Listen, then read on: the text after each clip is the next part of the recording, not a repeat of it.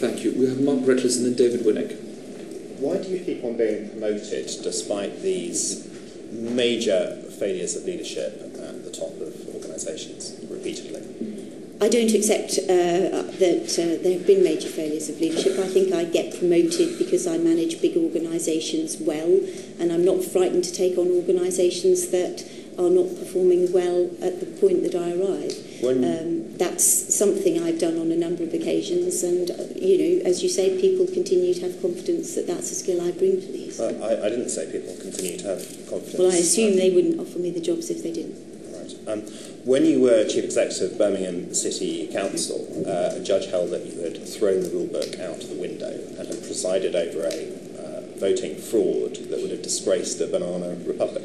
You then came to IND, UKBA.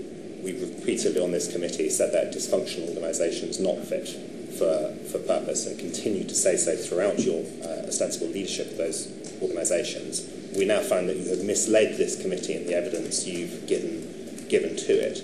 Is there any hope that major multinationals are going to pay their fair share of tax in this country with you running HMRC? I'm not sure, Chairman, whether you're happy for me to answer a tax question. I'm very happy to answer that question. I think that the government is doing more both within HMRC and at a political level to ensure that people pay their tax. And I've said on the record in front of both the Treasury Select Committee and the PAC this year that this is a country where the vast majority of people are compliant. Well over 92% of the tax in this country does come in compliantly. That's a higher rate of compliance than the US, than Sweden, and whilst there's more that we can do, I think it's a tax administration that basically works. For any of these roles for which you've been appointed, has there been a requirement for parliamentary scrutiny and confirmation of your appointment? No, I don't think civil service roles are subject to parliamentary scrutiny. Yeah, isn't it more likely that the country and Parliament could have confidence in your performance if that were required?